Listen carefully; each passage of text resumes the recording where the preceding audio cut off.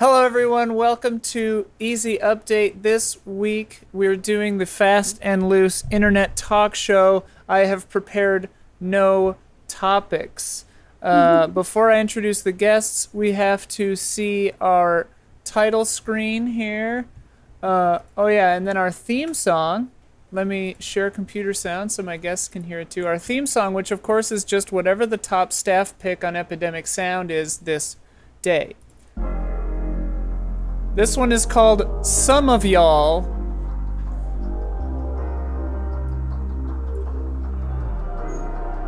I'm digging it. God, it's so loud. Turn it up! It's so loud. I turned it down. All right, that's enough. Hi. Introduce yourselves, guests. We got Ben. Hello, I'm Ben from MinnMax. Thanks for having me. I'm very confused about this format, but I've been assured the less we know, the better. Yeah. I'm thrilled to have you. And Gabby. Hi, I'm Gabby from Gabby's house. And I'm also excited to be here. Yeah. So, let's just start off. MinnMax, M-I-N-N, Minnesota. Yeah, that's right. I'm also from the Midwest. I grew up in St. Croix Falls, Wisconsin, which is right on the border across from, maybe you've heard of Taylor's Falls. Of course, yeah. Yeah. That's where I grew up. That's amazing. Yeah, I knew there was some connection. I feel like people on Twitter are always like, oh, Ian's a Midwestern guy. So I was waiting to hear if it was Minnesota or what the deal is. But we I guess we're supposed considered to... ourselves Minnesota. Really? Do you think Minnesota's a cooler state than Wisconsin? So much cooler. Yes. I'm going to get in trouble for saying that. But I mean, like, we would go into Minnesota to do cool stuff. Like, we would go to Minneapolis to go to concerts and shows and movies. And yeah. So you go to like the Quest and First Ave, or like what were your venues? Yeah. My band, my old band played at Quest one time. Wow. Which was very fun. That's amazing. You guys see the backstage at the Quest. Deep Yeah, cuts from Minnesota. yeah. That's great. Because it's a weird thing, because like I love Minnesota. I've grown up in Minnesota, like 100 miles west of the cities is where I'm from originally. Okay. And so I've just been taught my entire life that Wisconsin is evil and stupid and the Packers will eat your children or something. Yeah. But Wisconsin always seemed great to me, and I don't know if I'm just a snob by assuming that Minnesota is a little bit cooler. I don't know how many people on the Wisconsin side think that Wisconsin's a little bit cooler. Having lived in Wisconsin on the Minnesota border, I always thought Minnesota was cooler. Most of my friends are Viking fans. Oh, interesting. The coffee shop, Coffee Talk, shout out, was in Taylor's Falls. So we would go across the river to do like cool coffee shop stuff, you know? Of course. And just to complete the circle here, Gabby, I see on your wall you have welcome in, was it Swedish, Norwegian? It's some Minnesota language. I don't know. My roommate's birthday is October 30th. So she did a joint Halloween Oktoberfest birthday party. It was a good party. Thanks. Apparently, there's a permanent etching on the wall. That's maybe from 2 years ago. No, Marissa, my More. roommate Marissa drew that. It's just like on paper, and we She pasted drew it? Yeah. I didn't know she drew that. I thought you bought it. Yeah. No, and I did. These guys are I don't want talented. to show it because my apartment's dirty, but I drew the shoes off sign in the like German font. I love it. Oh yeah, Schuhe auf bitte. Wait, we have to change our. Oh yeah. So we felt left out because Ben has this amazing background. So we Amazing. have a little treat here.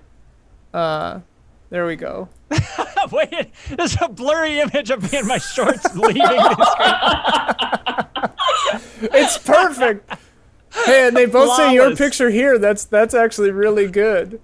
Yeah, your picture here and our picture there, I think is how it works. Yeah. Oh, great. Well, that's an honor. Welcome to the MinnMax studio, Ian and Gabby. I hope you Yeah. like it. It's a little bit sweaty. You can hear my neighbors in the duplex upstairs wandering around. Don't mind that. I love that. So yeah, we were jealous that you have your set, but that's because it's in your home. It's in my basement. Yeah, the whole MinnMax thing started.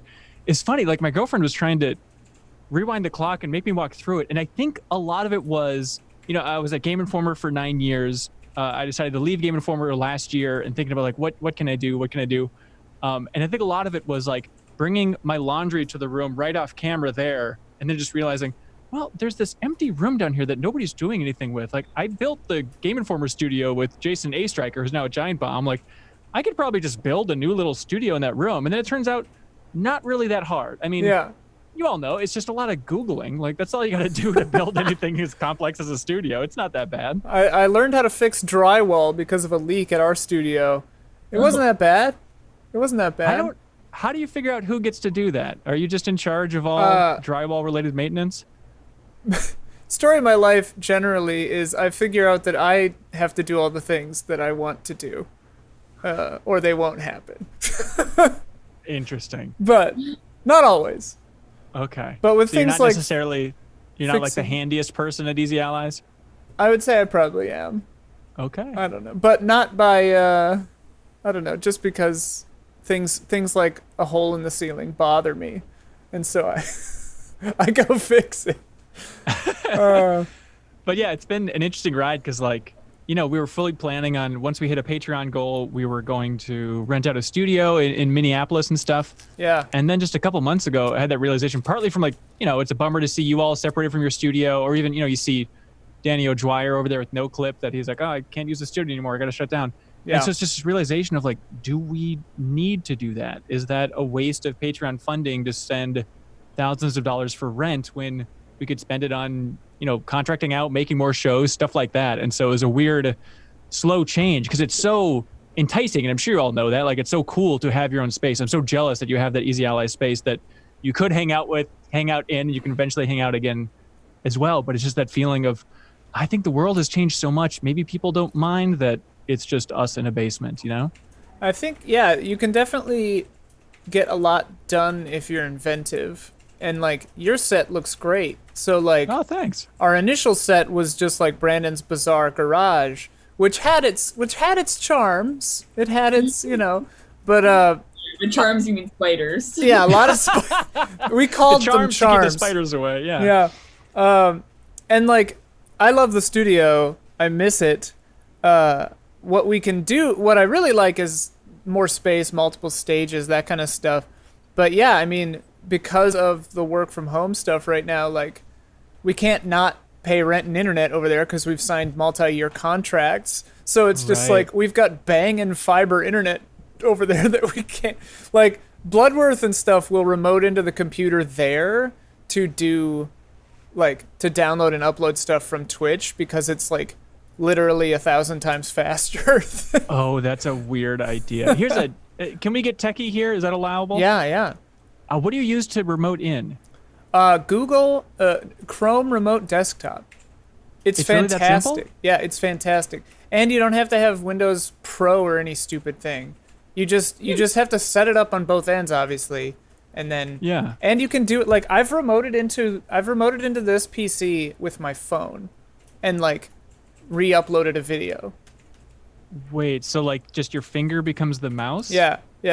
Ish, that's so gross. And you dual finger drag to like move around the monitor. It sucks, but it's doable. Huh. Yeah. All right, I'll have to check that out. Gabby, how does it feel to not be from Minnesota? I've never been. I've never even been to the Midwest. What? I just, no shade, but why would I go? I have no reason to go there. Have you ever heard of the Mall of America? There's a place for fun in your life? Yeah, Mall of America. I legitimately love the Mall of America. I like malls. You'd but love the also Mall of that America. seems really overwhelming. The Mall of America so far, I was there maybe a year ago. Probably more than a year. I have no concept of time. Does it have like every store? Yeah, pretty much. It's got a couple Games of by them, yeah. James. Yeah, it has multiple of some. It has the Wahlburger. Mark Wahlberg's weird, offensive Great. burger restaurant. That's true.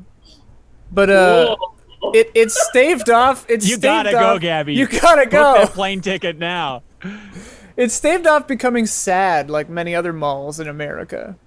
So there's that. It's got like the best marketing out of any mall in America, so maybe it'll survive a little bit longer than the average mall. But all right, Gabby, the real reason you should come to the Midwest is It's awesome. It's cheap. People are very nice. But I don't really, like that. I don't like. I'm from New York City, so I prefer no one talk to me on the street. I don't want anyone to look at me. I don't want anyone to acknowledge my presence when I'm on the street. Like someone saying, "Hey," that I don't know is like scary to me, genuinely. What about you could just go get a house outside of the Twin Cities here, and just it can be in the middle of just hundreds of acres of corn, and then no one would talk to you, and the rent would be like $14 a month or something. Here's the other thing. I have no desire to live in a house. Oh, because I've only ever lived in apartments. I don't even know really how living in a house like. Wait, even works. as a child? Yeah. What house would I live in Manhattan? I don't know. What I a just assume weird that parents notion. have houses. No. I lived in. My parents had 2 apartments. Trouble the in first one Paradise? rented, and then no, I grew up in one apartment, and then when I was like 12, we moved to another one. Oh, not simultaneously. No, not simultaneously. So let's see. Let's do some pros and cons. Let's figure out like what you had that we didn't, and vice versa. Like hanging out in a basement. I don't think there's a better place to game than in a basement. So you missed that. Basements are scary and dark. You in the Midwest, you make your basement generally not scary. Yeah, but they're still scary. On the East, so I had cousins and stuff who had houses, but it was like you never went in the basement because it was unfinished. That maybe was where the laundry was. Okay. But it was like, unfinished and dark, and you had to turn off the light and then run up the stairs because you were scared. Because you thought it was behind you? That was my entire childhood. Oh, here. I did live in a house in college for 3 semesters, not including the summer. You lied to us. Our family friends, sorry. Our family friends had like a crazy Clue mansion in Newton, which is like right outside Boston where I went to college. So I lived there for 3 semesters. Okay, and you had to like mow the lawn and stuff and do the whole house thing? No. It was a lap of luxury. Oh man. Okay, what are we missing Well, from the apartment lifestyle then? Trees are the thing that I miss the most in LA. Like to the extent that I'm like going crazy and like looking at like plots of land in the woods that cost like $5,000 for like 200 square feet, and I'm like, maybe I'll just like build a yurt so I can be by some trees. Like I'm going nuts in here. Somewhere where you have like we have like multiple beautiful trees on this apartment's property. I mean, I'm not saying, Gabby, I grew up in a place, Sacred Falls is a river valley where literally you look out and you see nothing but trees. Doesn't that create fear for you? Absolutely. That creates like dread. Because you think Slender Man's out there or what? There's just not like in New York, if I'm in danger at night, I can scream and someone will hear me. And ignore you, as you said before. No. New Yorkers aren't mean. They just mind their own business. So like if someone's in danger, they'll help you out. If you ask for directions, a New Yorker will help you out. But see, there's I guess nothing, like they're not going to be like, hey, are you lost? If they see someone lost. there's nothing to be scared of up in the trees except for bears and meth labs in Wisconsin. And both of those are more scared of you than you are of them. Very true. I'm trying to figure out what we're missing out from the apartment lifestyle, though, because it's like, I would think it'd be kind of cool because it'd feel a little bit like, you know, a dorm in college or something, and it'd be social, and you get to know your neighbors a little closer, but you weren't into any of that? Well, I don't know. There is like a kind of bond that is created between everyone who lives in an apartment building because you have a common enemy in your landlord. So you create, that creates like a bond. But also, what I like about apartment living most is that like if a leak is sprung, it's someone else's problem. Yeah. And you call the landlord and be like, "Come fix this for $0." Yeah. What's 18 times 2? Quick. What's that? 36. No one knows. 36.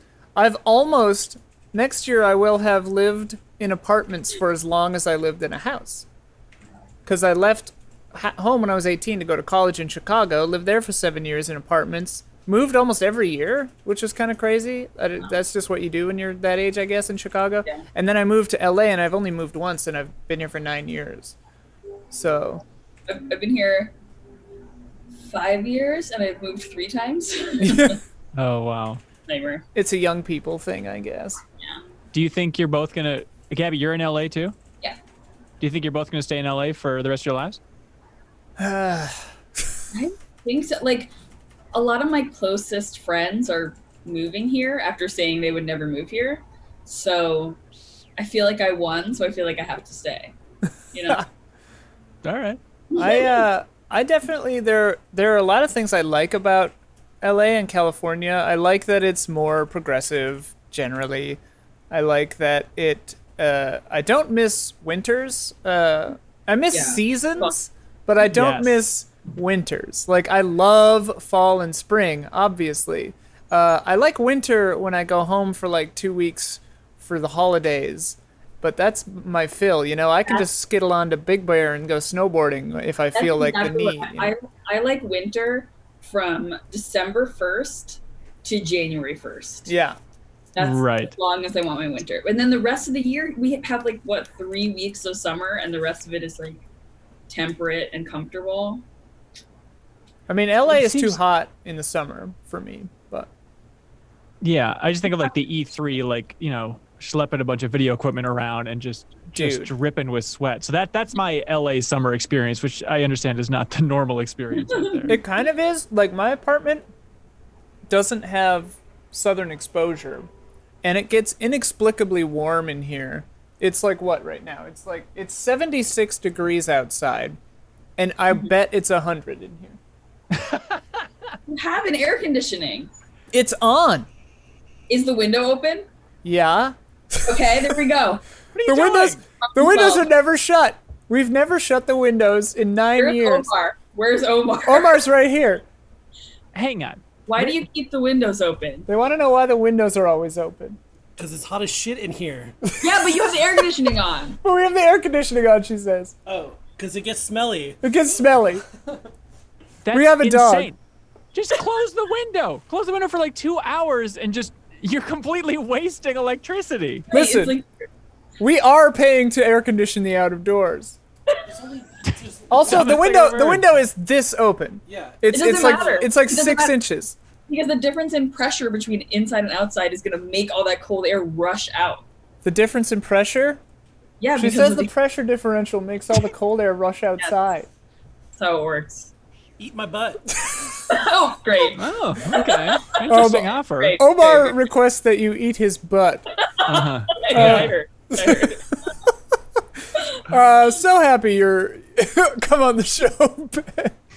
Yeah, hey, thanks for having me. Thank I was you. going to say, the other reason that everybody should come to the Midwest is a Wisconsin thing, which is, Gabby, have you ever heard of the Wisconsin Dells? No. It is, I think, the greatest secret in America. Number one secret.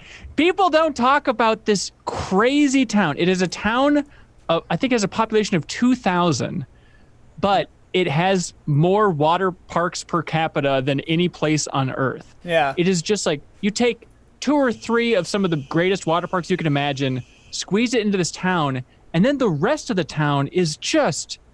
I would call it Freakville, It's a affectionately. hellscape, Yeah, every shop is completely different. There's a bunch of just weird novelty stuff. Like, here's a giant statue of King Kong. They literally, Gabby, have the White House, like the size of the White House, except it's upside down. And it's like some freaky, trippy museum. It is just like Yeah, it used the to be weirdest stuff. Ripley's Believe It or Not, I think, right there or something. But Yep. the town? No, that Yeah. the upside down White House. But I have a funny experience with the only time I ever went to Wisconsin Dells. I was traumatized because I was playing with one. Remember those they're like hourglasses, but like oil, like blue oil inside of them, so it drips up or whatever, and Lava like makes lamps? a little wheel move or whatever. Not a lava lamp. Oh, okay, It's like yeah. one of those little like toys where the water is heavier than the whatever. I was looking at one of those in those little freak novelty shops, and I dropped it and it broke, and I'm like 8, so I like panic, and You're going to jail. the person who owns the store, yeah, I thought I was like gonna die or something, and the person who owns the store like saw me do it, and then like I had like $10 or $15, right, to like spend for the day, and they made me buy it. So I was like, this is like half of my entire money, you know? So I was forever traumatized, so I hate Wisconsin Dells. You didn't have like a parent or something to take I care of think it for they you? they were in a different store. Oh no. Or it was like 3 stores adjoined or something. It was like a wall drug in there. It was crazy. Weird. But yeah, think of like, it's got kind of the novelty aspects of Las Vegas, but imagine that without the huge crowds of people and everything super cheap, and there's parking everywhere and there's more amazing water parks. It's the best town. Honestly, dare I say it, one of my favorite cities on planet Earth. Wow. So we you got really Tokyo- like... Fuck Paris. Yeah, whatever. Tokyo's number 1. Hanoi. I think Wisconsin Dells is number 2. And then maybe like Minneapolis, Seattle. That'll be my ranking for This top is- 4 Oh my at least. god. This of all is- in the world. Yeah, that I've been to at least. I've been to a lot of places. Like at Game Informer, I would travel for every cover story we went on. So I'm not completely landlocked in here. I've seen some places and they're all fine, but it's still Wisconsin Dells. Kiss my ass, Tokyo. Tokyo tops it. I'll give Tokyo's it to number Tokyo, 1. but yeah. I personally would give the edge to Tokyo over the Wisconsin Dells. But neck and neck. Right They're there. close. They're close. Yeah. Okay, so Ben really likes water parks, apparently. Mm-hmm. There's water park across the river in Taylor's Falls from where I grew up. We would go over there, Wild Mountain. Ooh, I gotta go check it out. We'd go snowboarding there mostly, though. To a water park in like 15 years. Gabby, here's another sell.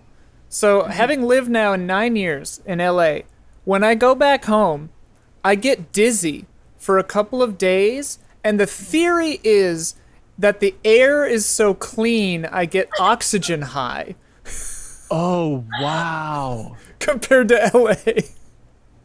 Like, it's weird, happens every time. Well, then I would also. Yeah, you'd love it. There's a constant oxygen par out here. Yeah.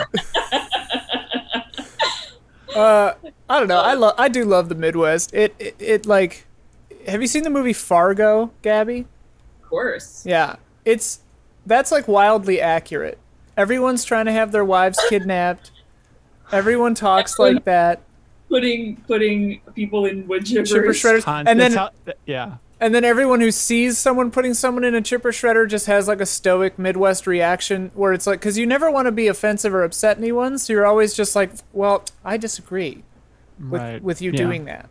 But my grandma went that way. Yeah. Yeah. Chipper shredder. Yeah. Yeah. I mean, it's a lot in the family did. Yeah. It's like a 50-50 shot, honestly. Oh God. So yeah, the Midwest is great. I love it, man. For me. It's like, it's been years of, well, as that Game Informer, like, oh, I'm probably gonna have to move at some point for some other job if I ever want to shake this up. So I was always like 1 foot in, 1 foot out on Minnesota, and then I was like, oh, now starting MinnMax. Okay, the company's named after Minnesota, so now I can feel good about actually staying here for a while. Yeah, that's a good thing to do. Just like build a thing that the intrinsic branding is where you like to be, and then you can, you have no choice. Exactly. And if the coasts flood because of the big quake, when it comes, you guys are good. That's right. When that Tool song comes true. But yeah, that Tool song. What is the Tool song? I think the song Anima is. I used to listen to Tool. Confession. I was, but I think the song Anima is about L.A. dropping into the ocean because Maynard hated L.A. or something. So like it's about like learn to swim and stuff. Like see you down in Arizona Bay is what is a lyric. Okay, yeah. I have the lyrics here. I've never heard the song, and I'm not going to sing it, but it goes a little something like, some say the end is near. Some say we'll see Armageddon soon. I certainly hope we will. I sure could use a vacation from this bullshit 3-ring circus sideshow of freaks. Here in this hopeless fucking hole we call LA, the only way to fix it is to flush it all away. Any fucking time, any fucking day. Learn to swim. See you down in Arizona Bay. Yeah. So he's Well, good times advocating out there. He's advocating for just flushing LA into the ocean, which it is funny. Like you asked if I would ever leave LA, and it's like the feeling I had when I moved to LA was like, okay, how long until I'm successful enough to not have to live here? And it kind of ebbs and flows. Your first year in LA is garbage. Like seems pretty universal that like the first year you live here, it's terrible, like soul destroyingly bad. And then you get like your first group of friends, which turn out to betray you at around the year 4 mark. And then you get friends that last and a different job. This is universal. This is true for literally everyone who moves here. Yeah. My first group of friends didn't last 4 years, but definitely there was a bad breakup within the group, not involving me or Marissa, my roommate, but there's a bad breakup and they just never spoke to us again, even though we formed the group. Oh, weird. I love that, man. Hey, Beaten Down Brian, he's one of ours too. Hi, Beaten Down Brian. Love that guy. He's really nice. Very sweet. Yeah, I think. Yeah, I do daydream about moving to like Scotland or something, like just like you know, getting right out. Especially lately. Well, that's tricky. Yeah, I remember I wasn't on the trip, but folks that went on the Game Informer Portal 2 cover story trip said that like over dinner, Eric Walpod, Valve, he was arguing that like we need to move Valve to Duluth, Minnesota, because he spent some time in Duluth. He might even be from Duluth, I think. He's like, are you kidding me? He's like, if we moved Valve to Duluth, Minnesota, we would be gods. We could live as their gods, which is totally true. It's very, very true. Been to Duluth. Duluth is awesome. Really good maritime museum. But hell yeah, Duluth, dude. Yeah, dude. It's on the Great. It's the ocean. It's on the Great Lakes, dog. Shipping. Are you calling that maritime? Are lakes maritime? It's water. I don't know. Yeah, maritime sounds right. I think that's lakes. It's got shipwrecks. There are a bunch of shipwrecks in the Great Lakes. That's true, but I thought like Elmar is the ocean. Maritime. Well, yeah, Let's that's see. French. Maritime definition. Oh, connected with the sea, especially in relation to seafaring and commercial. Well, the Great Lakes are connected to the sea. That's how they ship stuff in. So, connected to the sea. Oh, you got me. Eat Omar's butt, Gabby. But yeah, they got that sweet museum, and it shows like, you know, they have footage of people discovering the shipwrecks down there, and of course the wreck of the Edmund Fitzgerald. They got a bunch of cool photos of that thing and stuff. Yeah. It's very cool. And as someone who has submechanophobia, a fear of man-made structures underwater, it was pretty intense. But I love maritime museums. I don't know, and lighthouses, whatever. Yeah. But did you play Subnautica? No. Couldn't do it. People ask me that a lot. Not gonna do it. That game is so weird. It's like there's a feeling in that game that's hard to convey, but it's one of those moments of I've never felt this in my life and from any video game. But like the first time you build a base underwater and then like swim down and you're just drowning, your oxygen's running out, and then you like submerge into this dark little oxygen pit of a base, like no lights on. It is like the eeriest, most uncomfortable but satisfying moment to be like, okay, I can breathe, but it's in this freaky claustrophobic dark space down here. It's such a cool vibe. That weirdly sounds appealing to me. Maybe I'm a masochist. Gabby, do you have any irrational fears that I can exploit later down the road? So many. Well, I mean, I've told you about how I can't play video games where you are being chased. Oh yeah. Can't do it. Like Mario boos scare the shit out of me. I can't do it. It's the scariest ghost. I can't do it. They're too, like, the pressure of having to get away is too much. Yeah. I feel like depending on how you define being chased, like 80% of video games, you're being chased. No, I mean like you are powerless and something is running after you. Okay, like you can't okay. do anything against the booze. Uh-huh, you know? yeah. And like it stems from, I talked about this on I think the last Fast and Loose that was on, but the what is it called? Clock Tower 3. Oh, yeah. When you're little helpless girl being chased by like a Frankenstein monster thing. Yeah. With a chainsaw or something. Yeah. But Ian, I'm afraid of everything. Like every day I wake up and I'm like, well, hope I don't accidentally trip and stab myself while I'm cutting a Hot Pocket or whatever. Like, Oh, God. Yeah. Oh, let's get into that. Like that type of fear. Like there is a nail sticking out of the wall at the bottom of the staircase going into the basement. And every time I go down the stairs, I'm like, one day I'm going to trip on these stairs and that nail is going to go right into my eye. I know it's going to happen. I just know it. Yeah. Or the other fear that I have is walking down a sidewalk. It's like, I'm a very clumsy person. I trip all the time. Every time there's like a bus coming, I just think I'm going to trip, just an innocent trip, and get decapitated by this bus. Yes. That is going to be how I die. That's right. Every time I get in my car, I'm like, when are my brakes going to lock? Ooh, there's a new one. Yeah, right? The 30 Rock fear of the 30 Rock fear of living alone and choking to death. I am alone in my apartment right now, and I think about that every time I take a bite of food. Yeah. I wanted a hot dog from we have like a really cute restaurant around the corner that has these delicious hot dogs. They're like genuine Danish hot dogs or something. But, and I was going to get one, but I was like, no, hot dogs are easy to choke on. I'm not gonna. You know it would be almost impossible to choke on, though, Gabby? Omar's butt. Oh, interesting. Yeah. Eat my butt. Leave Omar alone after that. Better leave me alone. It's so weird with that backdrop because I don't know where he is. You're just like looking, for us, you're just looking at like the still image of me waiting for it to yell, eat my butt.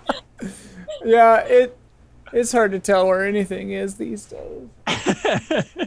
But yeah, all right. Well, go for it. Oh, I was going to say that I realized somebody on Twitter said that we were the same person or something. That seems confusing. Maybe the Midwest thing. But yeah, I had we're this pretty weird different. Yeah, I think we're pretty different. But just the hair length alone. The hair length. But as a weird moment, I was listening to your spoiler discussion for The Last of Us Part 2, and we did this big like multi-part game club discussion where we like walk through chunk by chunk. And I thought I was insane for bringing up this reference. And then you brought up the reference that, without getting specific, there's a moment in that game where both of us cited No Country for Old Men and where Llewellyn goes back to bring the water to that guy. Really? Yes. Wow. I was like, that seems like a pretty deep cut. And the fact that we both made that at that exact point is crazy. That is awesome. I love that. I legitimately think No Country for Old Men is one of the best movies ever made. I love that movie. I made a video. Seen it, Gabby? Name a movie. I probably haven't seen it. Yeah, you've seen weirdly few movies. Yeah. I went to TV school. Yeah. I made a video a long time ago about, and I like wasn't even joking. Like I started it as a joke and then realized it was just how I felt. Combining No Country for Old Men and Paddington 2 and how you could basically make like a perfect life philosophy based on those two movies because they're flawless. Yeah. I haven't seen Paddington, but it's up there with No Country, you're saying? You'd love Paddington 2, dude. I've never seen Paddington 1. I don't know. I'm kind of afraid to watch it. Weird. All right, I'll go check it out. But yeah, it's good. Yeah, I mean, I remember when No Country came out, I worked with this guy, and he saw it like opening night, and he's like, dude, you gotta see this movie. It's Coen Brothers. I'm like, yeah, I probably will at some point. I just remember just barking up the wrong tree completely where I was like, is it funny, though? And he's like, kind of funny, which is fair. There's like some cute little moments in the movie that are kind of funny, I guess. Sometimes I laugh myself. Right, or like, where'd you get that, milk? The Getting Place? The Getting Place. Yeah. But it's the idea of like, he was trying to sell it on its comedy. It's like, it's not exactly what's going on there. Yeah. The Coen brothers, good old Minnesota boys. That's right, St. Louis Park. Yeah, and my hometown has actually been featured in one of their movies. It's the Which dream one? sequence in A Serious Man when they go to Interstate Park, which is in my town, beautiful park, and there's a sign that just says Canada with an arrow. Yeah. That's in my hometown. Oh, that's amazing. Yeah. Yeah, they were with A Serious Man. They were filming around here. They're filming in like Roseville, Minnesota, and stuff. And I was Like really Edina too, I think. yeah. And I was debating like, do I try? Because I could see like the cast or like I don't know what they call it. They were looking for somebody that could double, that needed to be like 6 feet and could drive on the interstate on I-94 for a stretch. There's like this weirdly specific thing. Like I think I could do that, but I was a coward. It didn't even apply. You're like, but A I Serious think Man. But I think I could drive an I old think I car. can drive a car. But a Serious Man was so exciting because that was like a job I had while in college. I had an internship at the Minnesota Film and Television Board. And so movies that were made in Minnesota went through this board for whatever reason. And so I was a big Coen Brothers fan. And so then when I got there, they had the script for A Serious Man. Oh, And it was this amazing moment because like nobody on the internet even knew what the plot was outside of the title. That's all they knew. And so it was one of those things like, all right, I'm just going to stay late at work today and just read through the script of A Serious Man, which is amazing. But it was so confusing because it opens with that parable, if you remember, Yeah, like yeah. in the 1800s. And so reading it, I was like, what is this? Are they going to cut it from the film? They couldn't possibly include it the way that it's structured here because it makes no sense. And then it turns out that's just the movie. yeah. It's just Job. Yeah. Yeah, love me some Coen brothers. For sure. Yeah, it's funny that you watched that spoiler mode because like just me bringing up Last of Us is just hate bait, whatever. But it's Sure. like I think I've long struggled. This is like a personal struggle of mine. I think that when I'm talking seriously about a game or whatever, I must sound upset or angry or something because Interesting. people read me all the time and stuff like that, and maybe it's just a prejudgment, I don't know, but they always read me as being like really critical and harsh on stuff. And it's like I thought, like, I didn't like Last of Us all that much, but like I thought it was like obviously it's a well-made game, you know. I take Yeah. umbrage with some of the story stuff, but like I didn't hate this game, you know. But like everyone's treating it like I was just like "Brr," like Naughty Dog brr. And I'm like, no, Yeah. it's whatever. I don't know. Maybe you just kind of have. Do you have range in your voice? It seems like you kind of maintain that tone that maybe people can't read if you're Yeah. ready to explode with rage or if you're like, ah, it's fine. You know. Yeah, I mean, maybe that's a Midwest thing too, where it's just like, cause I think everything's pretty much just fine.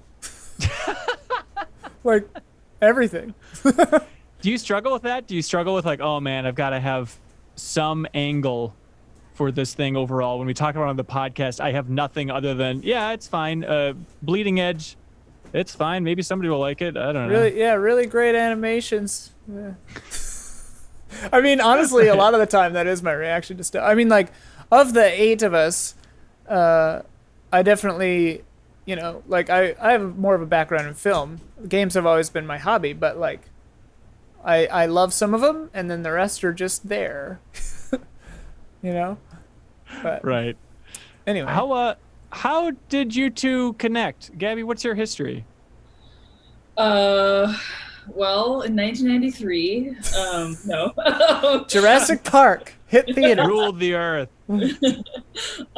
I moved out here for my final semester of college. I went to Emerson College.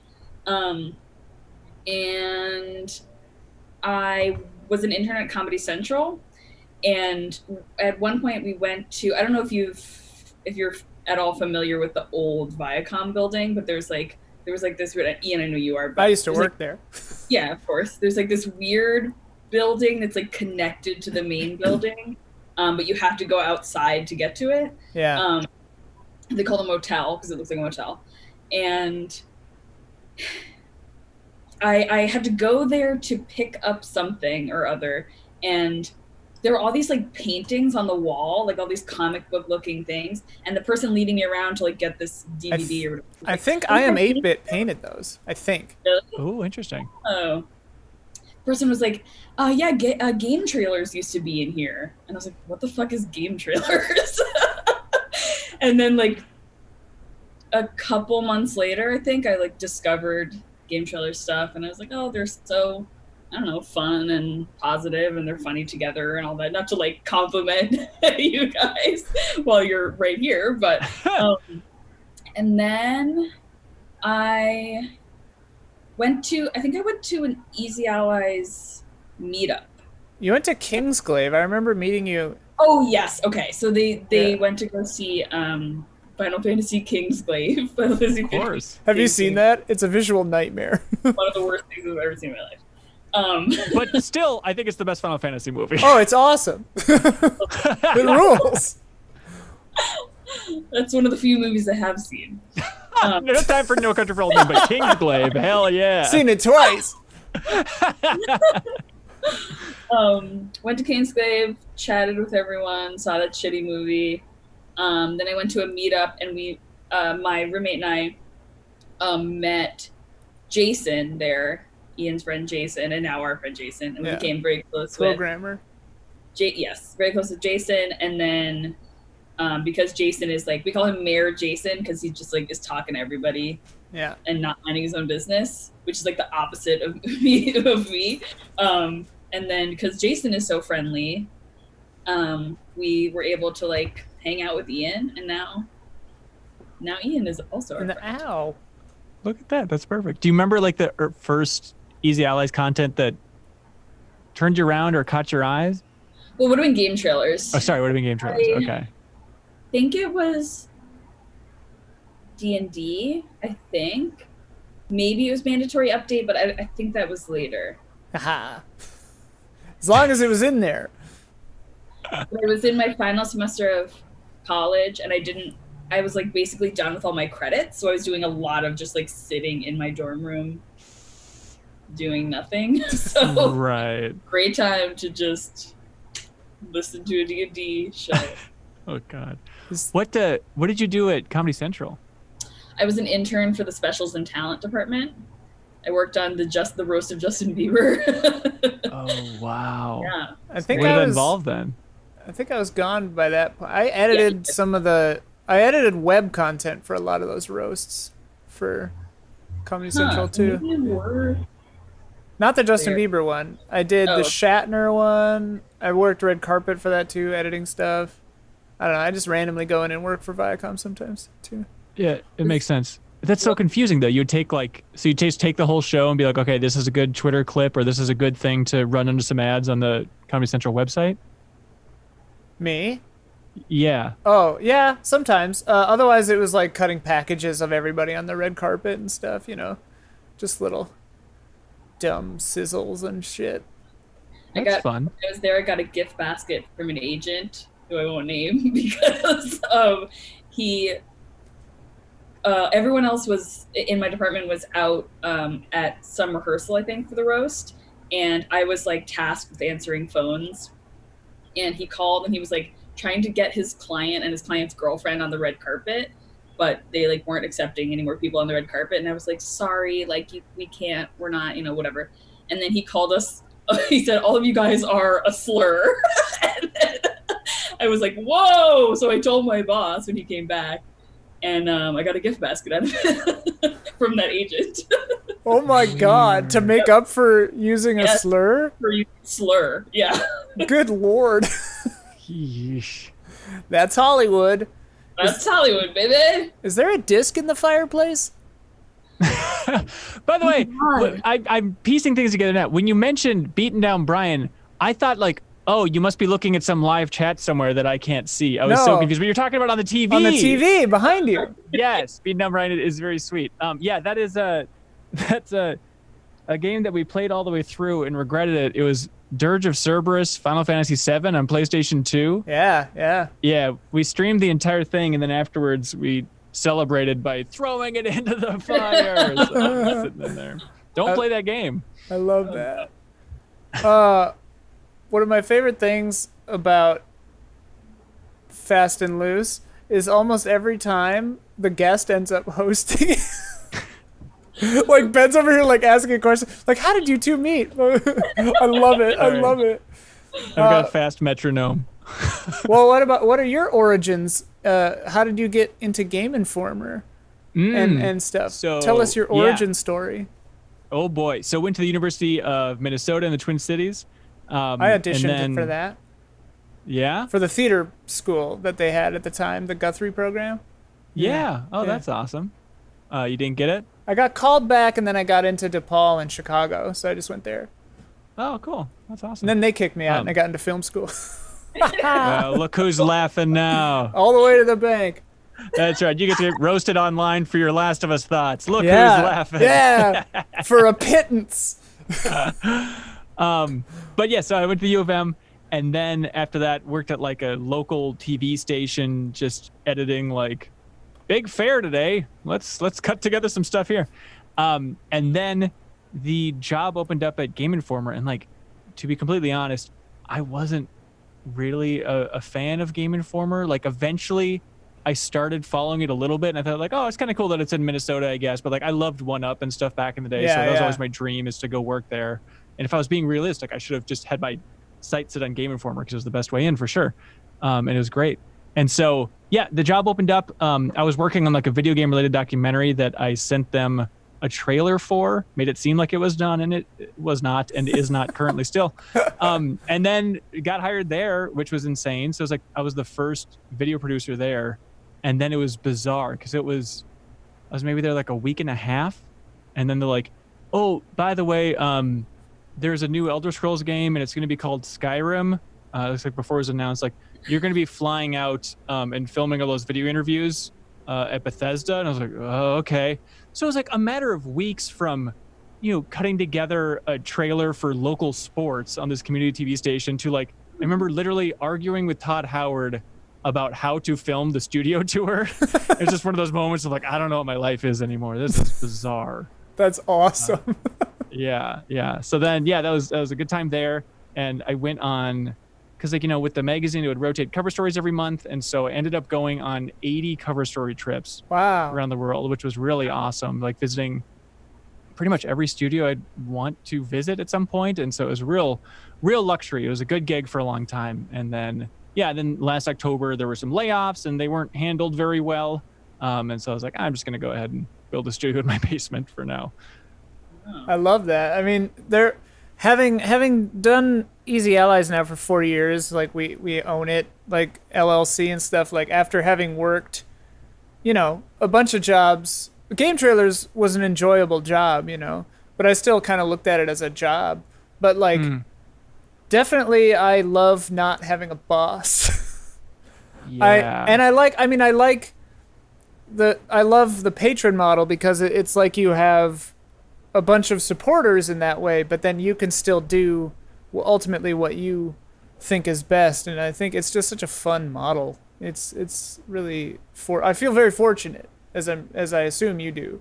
Oh, unbelievably. Yeah. It's just like, what are the odds that everything would line up in a way where, I hosted the Game Informer Show podcast for 4 or 5 years. And it's like, it wasn't a huge podcast. It did okay-ish numbers. And then it turns out like that's all you really need, to branch out on your own and be sustainable. And so I'm the only full-time person at MinnMax here. And then we have other folks that we contract out with to just pull them in part-time for shows here and there. We just added another video editor named Leo Vader, who recently just left Game Informer. And so it's nice to have some more, video tech help on the side and stuff. But yeah, it is an absurd privilege to be able to run this thing. And I was worried about working from home and not feeling motivated, but it turns out that like, the community's unbelievably sweet, and you're more motivated than ever, because it feels so good to be so efficient. That's the big thing, is even within a corporation, trying to be as efficient as possible, just get that stuff out there. And then you just realize it's as efficient as it could possibly be. It's just like lean and mean, cut out all possible middlemen. It's just us in the community. What do you want? What do we want to make? Maybe we can meet in the middle. Okay, we can. Great. Let's do that, and we'll sustain each other. And it feels so nice. It really is a great feeling, and I like your model. Probably the most sustainable version of this is how you're doing it, where it's not 8 full-time employees, where it's one leader and then contracting out and stuff. It allows you to be a little more live, which is good. But I mean, the advantage of us is like we've always got people we can rely on, and we're all on camera personalities too, so that helps. But having another editor would be fun sometimes. Yeah, well, who's all editing over there? Everybody can do a little bit of video stuff, right? Most people can do a little bit. Definitely myself, Don, and Jones are the main, like if something needs to be like edited, we'll do it. Ben has gotten really good. He'll cut his don't skips, and he'll cut frame trap and stuff like that. And if anything gets technical, he just asks me, and I'm like, oh yeah, you just have to do this and this. Sure.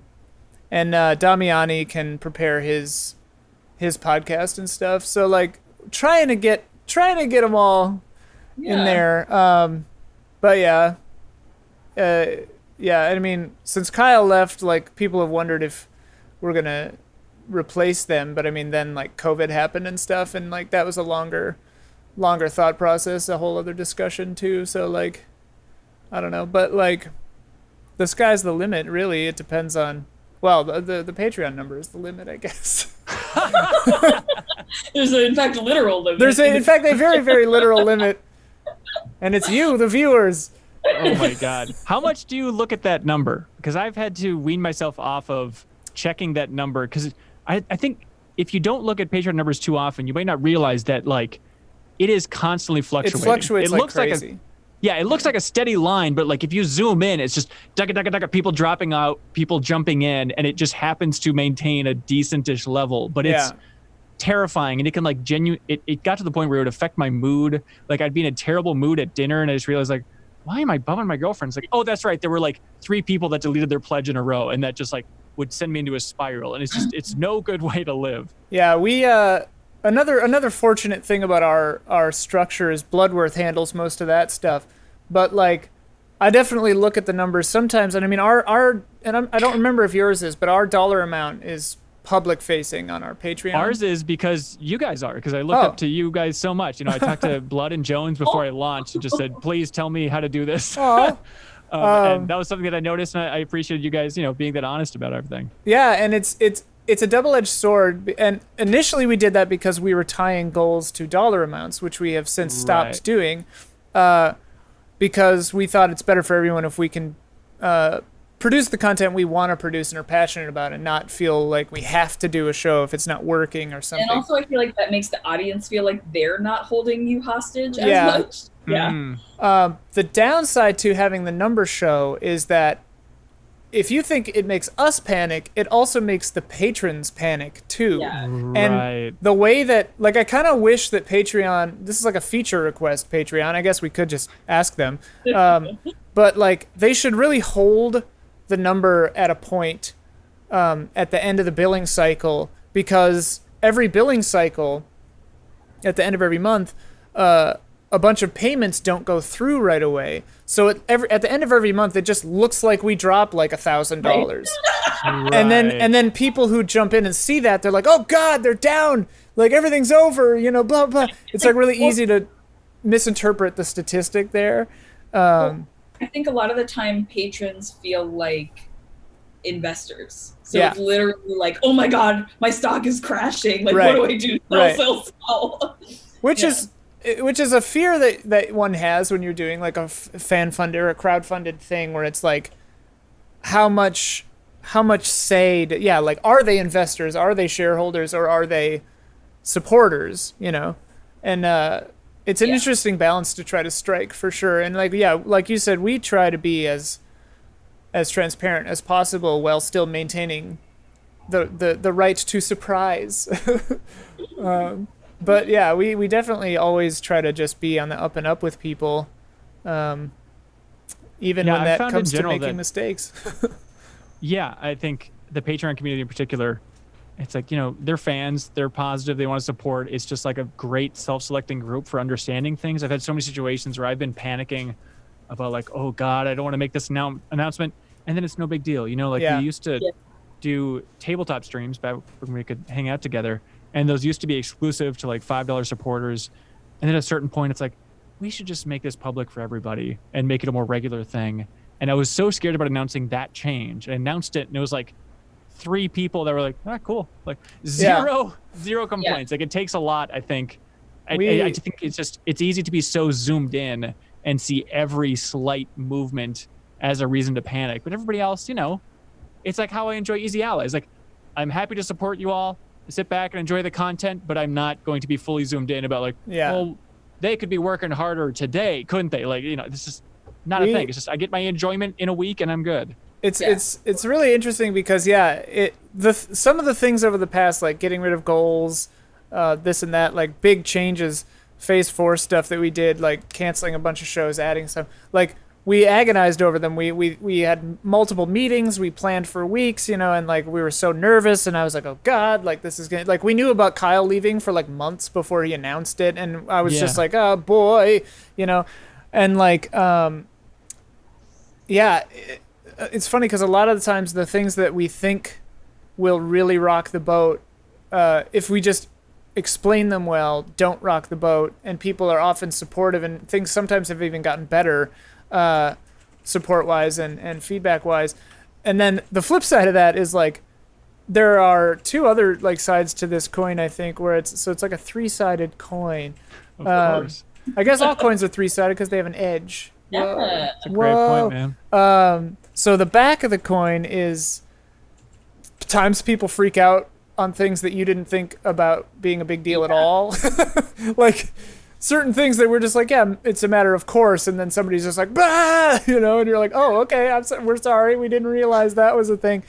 And then you definitely there are a few people who like to, or have like strange concerns. Like one that comes up a lot is that some people seem to think that if we stream more, it's hurting our production side, when really it's like streaming just, you can buy the numbers, has a better benefit to more people, and like super produced stuff doesn't perform like as well. Right. And like maybe that's partly due with how YouTube is right now and the algorithm being crazy, but like Box Peak should have been huge. Like that should have blown up. Like Mysterious Monsters, I think, should be bigger than it is.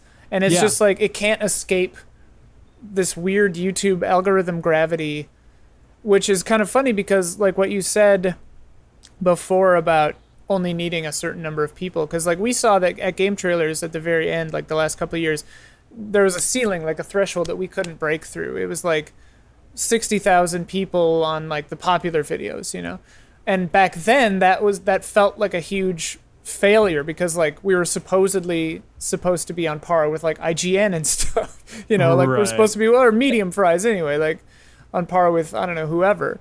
But like now those same numbers just feel great because it's more of a personal connection, and like having a smaller community actually feels really good. And it's a model I prefer because like the bigger the community gets, the more harassed you get. So yeah, exactly. And it's crazy, you know, talk about well-produced things aren't going to pop out of the orbit on YouTube. Like, you know, I think not too long ago I was looking at your most popular videos of all time on YouTube, and it's like it's reaction videos. It's all reactions, yeah. Which I feel so like I like watching them as well, but I feel guilty about producing them because it's literally, I mean, for some trailers and stuff, it'll be 15 minutes of work. And it's like, oh, and that's our best performing thing of the month. I just don't understand how that works. It's such a strange thing. It's like, I don't want to do all the reactions videos, but at the same time, it's like, how do you turn that down? Because it expands us to a new audience that is an easy sell. And oh, sorry, go Gabby. As someone who is like, you know, I'm your friend, Ian, but also I'm a fan of your stuff. So far.